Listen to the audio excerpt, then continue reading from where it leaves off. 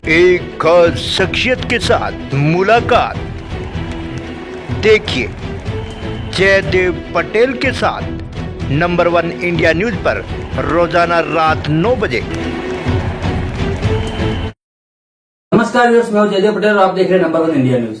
आपका एक बार फिर स्वागत है एक खास शख्स के साथ मुलाकात प्रोग्राम में। आज हमारे साथ खास मेहमान है भारतीय वायुसेना के पूर्व विंग कमांडर अनुमाचार्य। अनुमाचार्य जी, आपका बहुत बहुत स्वागत है आज हमारे प्रोग्राम में। शुक्रिया है। आप कैसे हैं? बस बढ़िया मैम। अनुमाचार्य जी, आपसे मेरा पहला सवाल है कि आज महिला दिवस है और आप स्वयं भारतीय वायुसेना में विंग कमांडर रह चुकी हैं। आपको ये प्रेरणा कहाँ से मिली? मेरे से पहले प्रेरणा तो शायद पुलिस सर्विसेज की जो महिलाएं थी वो लोग थी। आशा गोपाल थी और कविता चौधरी, जिन्होंने एक सीरियल बनाया था अपनी बहन के ऊपर, उड़ान। तो वो सब यूनिफॉर्म वाले लोग मेरी प्रेरणा थे और शायद उनकी निडरता ही मुझे जो थी वो बहुत इम्प्रेस करती थी। जी, अनुमाचार्य जी, सर्विस के दौरान ऐसा कोई समय जहाँ पर आपकी मुश्किलें रही हो और आपको बहुत ज्यादा रोमांचक भी लगा हो, और एक ऐसे कोई दो समय जहाँ पे बहुत ज्यादा क्रिटिकल सिचुएशन हुई हो सामने आपकी? देखिए, सर्विसेज में जब हम पहली बार गए थे तो हम प्रयोग के तौर पर लाए गए थे और 5 साल का प्रयोग था, जिसको अगर सफल नहीं होता तो और दूसरी महिला अधिकारी आगे नहीं आ पाती। तो उस समय शुरुआती दौर में पहला तो चैलेंज ये था कि लोग हमको एज एन ऑफिसर हम क्या करेंगे, हमें 24 घंटे लोग इस निगाह से देखते थे कि ये क्या कर सकते। तो इसलिए कई बार क्या पूरी सर्विस के दौरान मुझे लगता है कि हमने पुरुषों के दुगने शक्ति से काम किया, जिससे कोई कभी ये ना कह सके कि ये महिला है इसलिए ये काम नहीं हो पा रहा है। एक मुझे चैलेंज याद आता है जब 2005 में पूरा हमारा डिपो, क्योंकि मैं लॉजिस्टिक्स अधिकारी हूँ तो हमें बहुत सारा वेयर हाउस में स्टोरेज रखना पड़ता है, पायलट्स के जो स्पेशलाइज्ड क्लोथिंग होती है वो सब। तो पूरे मुंबई में उस समय इतनी बारिश हुई कि हमारे डिपोज में पानी भर गया था। अच्छी बात ये रही कि हमने जो ज्यादा संभाल के रखने वाले आइटम थे वो काफी ऊपर रखे हुए थे, लेकिन फिर भी काफी कुछ नुकसान हुआ। तो उस समय कमर तक पानी में जाकर उस सामान को निकलवाना जिससे कि वो ज्यादा नुकसान ना हो एयरफोर्स का, तो ये एक मुझे चैलेंज आपका अचानक पूछा है तो मुझे याद आता है। लेकिन उसके बाद हमारे जो डिपो का बहुत ज्यादा नुकसान नहीं हुआ था। हम मैक्सिमम सामान इंक्लूडिंग सारे कंप्यूटर्स बचा पाए। जी, अनुमाचार्य, आपसे मेरा क्लोजिंग क्वेश्चन है कि आज के दिन बाकी महिलाओं के लिए आप क्या सजेस्ट करेंगे, क्या मैसेज देंगे? आपकी तरफ से एक मैसेज हम चाहते हैं। देखिए, एक पुराना शेर है, बहुत अच्छा शेर है कि शहर का तब्दील होना, शाद रहना और उदास, रौनकें जितनी है यहाँ औरतों के दम से है। तो औरतों को अपनी आवाज उठानी है, किसी भी मुद्दे पर उन्हें शांत होकर नहीं बैठना है, उन्हें संघर्ष करना है। हिम्मत है तो बुलंद कर आवाज का अलम, हिम्मत है तो बुलंद कर आवाज का अलम, चुप बैठने से हल नहीं होने का मसला। तो ये मेरा संदेश है, चुप नहीं बैठना है, बहुत लोगों को मुस्कुराहटें बांटना है और साहस बांटना है। जी, अनुमाचार्य जी, आप नंबर 1 इंडिया के लिए समय निकाला, उसके लिए आपका बहुत बहुत धन्यवाद। आपका भी धन्यवाद। Thank you.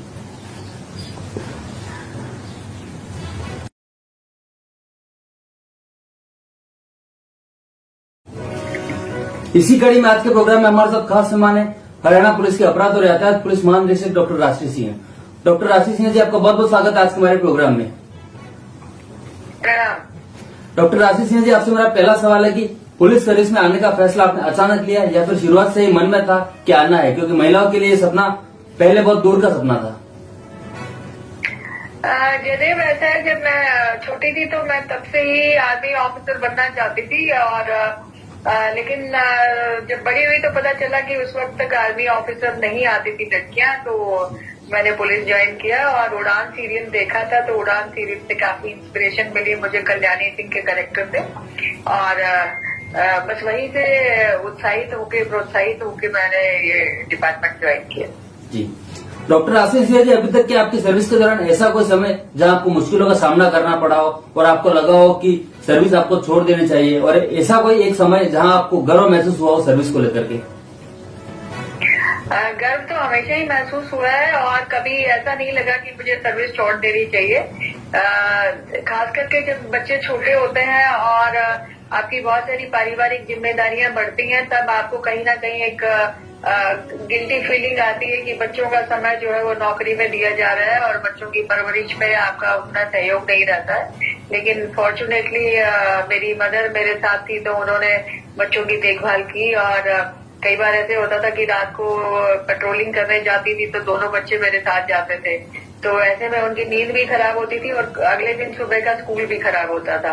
या जैसे कहीं आउट स्टेशन ड्यूटी लगी तो बच्चों के साथ साथ माँ बाप को भी मैं साथ लेके जाती थी कि भाई वो उनको देखभाल कर ले और मुझे जो है परेशानी का सामना ना करना पड़े और नौकरी आराम से हो जाए। तो ऐसे में ड्यूटी के साथ साथ जो है पारिवारिक जिम्मेदारियों को संभालने में एक बैलेंस क्रिएट करना पड़ता है और वो मैं बखूबी कर पाई, क्योंकि उसमें परिवार का और इन-लॉज का और पति का बहुत साथ रहा और बहुत अंडरस्टैंडिंग रही। तो मेरे ख्याल से जब अंडरस्टैंडिंग होती है तो कोई ज्यादा मुश्किल आती नहीं। जी डॉक्टर आशीष जी, आपसे मेरा क्लोजिंग क्वेश्चन है कि आज के दिन बाकी महिलाओं के लिए आप क्या सजेस्ट करेंगे, क्या मैसेज देना चाहेंगे, आपकी तरफ से एक मैसेज?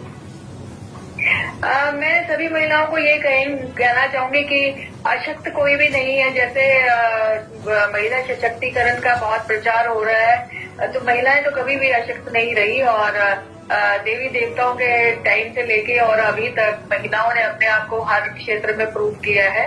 हाँ, कुछ दशकों तक या कुछ सेंचुरीज तक जो है महिलाओं को दबाया गया।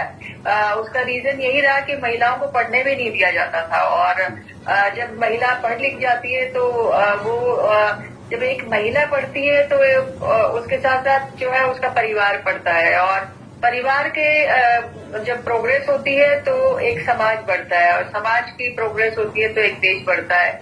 ऐसा जवाहरलाल नेहरू जी का मानना था और उन्होंने बहुत सही कहा था कि जब एक महिला पढ़ती है तो वो पूरे समाज को पढ़ाती है।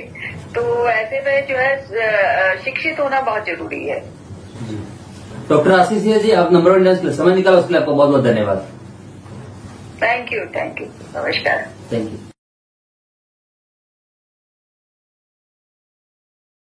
और ICMR national institute of virology NIV की इंचार्ज वैज्ञानिक doctor Pragya D Yadav. Doctor Pragya D Yadav, आपका बहुत बहुत स्वागत है आज के हमारे प्रोग्राम में। धन्यवाद पटेल जी। डॉक्टर प्रज्ञा डी यादव, आपसे मेरा पहला सवाल है कि आपने वैज्ञानिक बनने का फैसला क्यों और कैसे लिया और अब तक की आपकी जर्नी कैसी रही? बचपन से ही मुझे बहुत ही ज्यादा साइंस में अभिरुचि थी और पहले तो जब छोटे थे तो चूंकि आप जानते हैं सभी हमारे देश में सभी लोग इंजीनियर और डॉक्टर बनना चाहते हैं, तो मेरे भी मन में एक ऐसा ख्याल था कि मैं डॉक्टर बनूंगी। लेकिन जैसे जैसे मैंने मेरी 12th क्लियर किया, फिर मुझे समझ में आया कि मैं कलाम जी से बहुत ज्यादा प्रेरित थी और मुझे ऐसा लगा कि हमें एक साइंटिस्ट बनना चाहिए।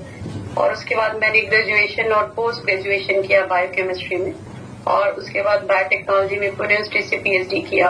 और पीएचडी के दौरान ही मेरी जो बहुत ज्यादा अभिरुचि वो वायरोलॉजी के प्रति डेवलप हुई और उसकी वजह से ही आज जो भी हम कर रहे हैं उस रुचि की वजह से, और फिर हमने आगे का जो सारा ध्यान है वो वायरोलॉजी रिसर्च के लिए ध्यान दिया। जी डॉक्टर प्रज्ञा यादव, ऐसा एक पल जब आपको अपने वैज्ञानिक बनने के डिसीजन पर पछतावा हुआ हो कि आपको वैज्ञानिक नहीं बनना चाहिए था, और एक ऐसा पल जहां आपको प्राउड फील हुआ हो आपके वैज्ञानिक बनने पर? नहीं, ऐसा कभी नहीं हुआ, क्योंकि जैसे ही मैंने साइंटिस्ट के पोजीशन पे एनआईवी में ज्वाइन किया, उस समय के जो हमारे डायरेक्टर थे उन्होंने मुझे सेंटर फॉर डिजीज कंट्रोल और प्रिवेंशन जो यूएसए में है, एक ऐसी ऑर्गेनाइजेशन है जो पब्लिक हेल्थ पे काम करती है और disease discovery and high risk pathogen पे बहुत सारा काम है, उनका बहुत नाम भी है दुनिया में। वहां पे मुझे 1 साल एक स्पेशल फेलोशिप के लिए भेजा गया था भारत सरकार की तरफ से, जिसको उन्होंने दुनिया के ऐसे 6 साइंटिस्ट सेलेक्ट किए थे यंग एज के जो 35 से कम थे। और उस ट्रेनिंग के दौरान जो मैंने वहां पे सीखा, तो उससे मेरा इंटरेस्ट जो नॉवेल वायरस डिस्कवरी और हाई रिस्क पैथोजन पे काम करने की जो अभिरुचि थी वो बहुत ज्यादा बढ़ गई। कभी ऐसा नहीं हुआ कि मुझे अफसोस हुआ कि मैं साइंटिस्ट क्यों बनी, बल्कि मुझे खुशी हमेशा रही कि मैंने साइंटिस्ट बन करके हमारे देश के लिए कुछ योगदान दिया। इनफैक्ट मुझे एक बार ऐसा भी मौका मिला कि मुझे दो नरेंद्र देव यूनिवर्सिटी करके एक एग्रीकल्चर यूनिवर्सिटी, वहां पे एक असिस्टेंट प्रोफेसर की जॉब भी मिली और वो मेरे हाथ में वो लेटर था और मेरे फादर ने पूछा तुम्हें क्या करना है। तो चूंकि वो जगह हमारे घर के बहुत पास थी जहाँ पे मेरी पूरी फैमिली रहती है, तो वो एक अट्रैक्शन था। बट फिर मैंने बोला नहीं, मुझे भी वायरोलॉजी में ही रिसर्च करनी है, इसी में मेरा इंटरेस्ट है। तो फिर मैंने फिर इसको कंटिन्यू किया और उसको रिजेक्शन उसको दे दिया था। इसके पहले भी बहुत जब हम पहले कैशन रूट फॉरेस्ट डिजीज के ऊपर काम कर रहे थे, या फिर हम जो क्रीमियन कॉन्गो हेमरेजिक फीवर 2011 में सबसे पहले एनआईवी ने उसको ढूंढा और बताया जब डेथ हो गई थी गुजरात में। फिर जब नीफा का आउटब्रेक हुआ और हम लोगों ने कॉन्ट्रीब्यूट किया, तब हमें लगा कि मैंने बहुत अच्छा प्रोफेशन चूज किया है और हमारे देश में इसकी बहुत ज्यादा जरूरत भी थी। आज हमारे देश में बहुत अच्छा मेडिकल सेटअप है और हमारे पास बहुत सारे डॉक्टर्स हैं, लेकिन साइंस इन इमर्जिंग डिजीजेस के ऊपर जो रिसर्च करने वाले लोग हैं वो बहुत ही कम है। तो मुझे अपने डिसीजन पे कभी भी कोई अफसोस नहीं हुआ। जी डॉक्टर प्रज्ञा यादव, आपसे हमारा क्लोजिंग क्वेश्चन है कि आज के दिन बाकी महिलाओं के लिए आप क्या सजेस्ट करेंगे, क्या मैसेज देंगे? आपकी तरफ से एक मैसेज हम चाहते हैं।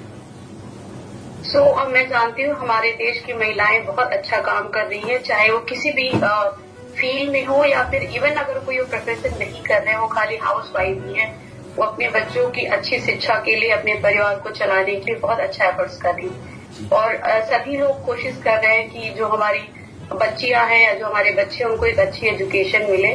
तो अगर हम सबसे पहला जो सबसे इम्पोर्टेंट मैसेज हमारे देश की सभी महिलाओं के लिए कि हमें हमारे बच्चों को शिक्षित करना है और अच्छे संस्कार देने हैं।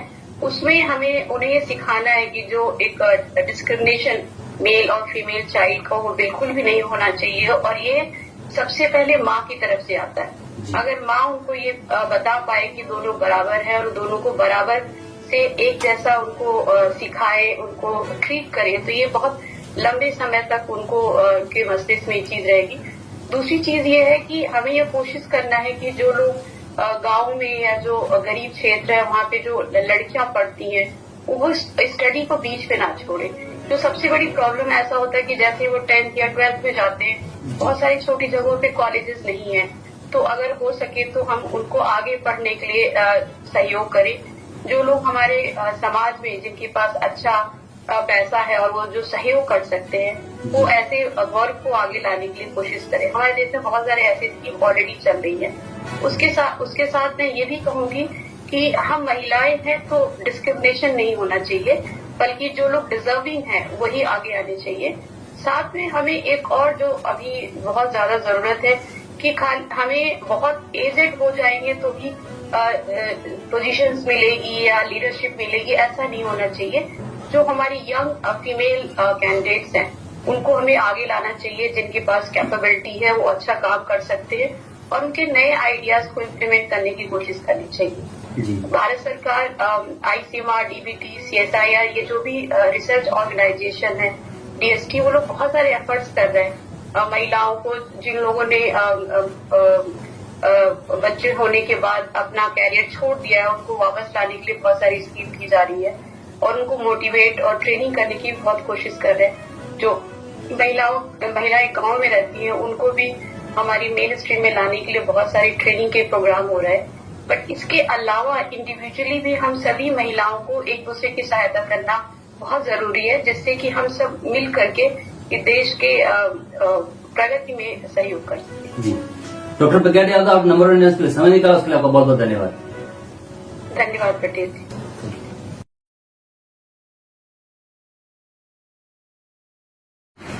इस कड़ी में आज के प्रोग्राम में हमारे साथ खास मेहमान है दिल्ली दंगों पर लिखी गई Delhi rise 2020 the untold story की लेखिका प्रेरणा मल्होत्रा।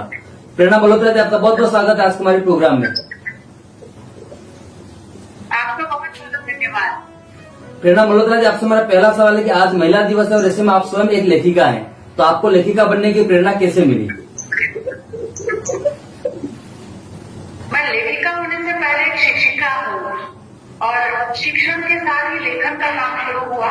मैंने कोर्स की कुछ किताबें लिखी हैं और साहित्य से संबंधित किताबें लिखी हैं, लेकिन जहाँ तक दिल्ली दंगों की किताब है तो उससे संबंधित हमने फैक्ट फाइंडिंग हमारी टीम गई थी, उसकी हमने रिपोर्ट बनाई और उस रिपोर्ट को बाद में किताब में बदलने का इरादा आया ताकि एक ऐसा डॉक्यूमेंट बन सके जिसको लोग पढ़ सके, खरीद सके और लोगों तक पहुंच पाए, ज्यादा से ज्यादा लोगों तक सच्चाई पहुंच पाए। किताब लिखने के पीछे इरादा था। जी प्रेरणा मल्होत्रा जी, आपके द्वारा कौन कौन सी बुक लिखी गई है अब तक? जी, मैंने सबसे पहले अपने कोर्स से संबंधित किताब लिखी थी, टेक्निकल राइटिंग पर, उसके बाद कम्युनिकेशन पर और एकेडमिक राइटिंग और इस तरह से रिटर्न पर किताब लिखी। जैसे मैंने कहा कि मैं अंग्रेजी भाषा और साहित्य पर किताबें लिख रही थी, लेकिन जैसे मेरी सामाजिक कार्यों में मेरी भागीदारी बढ़ी तो उसके बाद जैसे जैसे तथ्य सामने आने लगे तो लगा कि इन विषयों पर भी किताब लिखनी चाहिए। तो एक तो ये जो दिल्ली दंगों पर लिखी गई किताब है, आप जानते हैं कि अमेज़न पर अपनी कैटेगरी में ये बेस्ट सेलर हो गई थी और उसके बाद किस तरह लोगों ने हंगामा किया और ब्लूम्सबरी के पब्लिशर थे, इन्होंने इस किताब से हाथ खींच लिए। उसके बाद हमारे पास कोई पब्लिशर नहीं था और हमें पता नहीं था कि हम किसके साथ पब्लिश करें। तो फिर गौरव प्रकाशन हमारे सामने आए और वहां पर भी लोगों ने बहुत साथ दिया इस किताब के साथ। तो एक ही रात में यूं कहिए जब बुकिंग खुली तो 15,000 इसकी कॉपियां बुक हो गई थी। तो इस तरह से बहुत ये बेस्ट सेलर किताब हो गई क्योंकि हमने उसके अंदर जो कुछ लिखा था वो मीडिया से बिल्कुल हटकर था और लोग दिल्ली दंगों की सच्चाई जानना चाहते थे कि क्या है जो क्यों हो गया दिल्ली दंगे, क्या वो एक भाषण के बाद होने वाली प्रतिक्रिया थी या फिर ये सोची समझी साजिश थी। जी। और मैं आपको बताऊं 2 साल पहले जब ये कहा था ये प्री प्लान कॉन्स्पिरेसी है तो लोगों ने कहा कि तब अलग तरह के नैरेटिव चल रहे थे और आज आप देखिए कि पुलिस भी और कोर्ट भी उसी उनकी जांच में यही बात सामने आ रही है कि ये प्री प्लान कॉन्स्पिरेसी। और ये बात हमने ग्राउंड पर जाकर जो हमने अध्ययन किए थे, जो रिपोर्ट बनाई थी, उसके आधार पर हमने ये कहा। जी प्रेरणा मल्होत्रा जी, आपसे मेरा क्लोजिंग क्वेश्चन है कि आज के दिन बाकी महिलाओं के लिए आप क्या सजेस्ट करेंगे, क्या मैसेज देगी? आपकी तरफ से एक मैसेज चाहेंगे हम। महिलाओं की जहां तक बात है, महिला और पुरुष ये दोनों एक दूसरे के विकल्प नहीं है, दोनों ही एक दूसरे के पूरक हैं। चाहे वो परिवार हो, समाज हो, राष्ट्र हो या पूरी सृष्टि हो, दोनों को मिलकर चलानी है और अपनी अपनी भूमिका उनकी तय है। भूमिका के मायने कि दोनों की अपनी विशेषताएं हैं, महिला की अपनी पुरुष की अपनी विशेषता है, तो किसी को कम आंकना या किसी को बढ़ाकर आंकना वो ठीक नहीं रहेगा। तो एक सबको बराबरी का अधिकार जो हमें संविधान देता है, जो यहाँ तक कि हमारी जो एक जिसको कहे कि कल्चरल लेगेसी है, हमारी सिविलाइजेशन, उसकी जो वैल्यूज कहती हैं, जो महिलाओं को जो गांधी पैट्रिक वो हमारे रोल मॉडल्स हैं। तो उस दृष्टि से भी देखा जाए तो हमें बिल्कुल आप देवी माने या ना माने, लेकिन बराबर का मनुष्य तो स्वीकार करना पड़ेगा क्योंकि वो किसी भी तरह से कमतर नहीं है। मेरा यही संदेश है पुरुष वर्ग से कि कोई कंपटीशन नहीं है दोनों के बीच, दोनों को साथ साथ चलना है और एक दूसरे का सम्मान करते हुए, एक दूसरे को इज्जत के साथ आगे, एक दूसरे के रिस्पेक्ट करते हुए मान सम्मान के साथ आगे बढ़ना चाहिए। जी प्रेरणा मल्होत्रा जी, आपने नंबर 1 इंडियंस के लिए समय निकाला, उसके लिए आपका बहुत बहुत धन्यवाद। जी आपका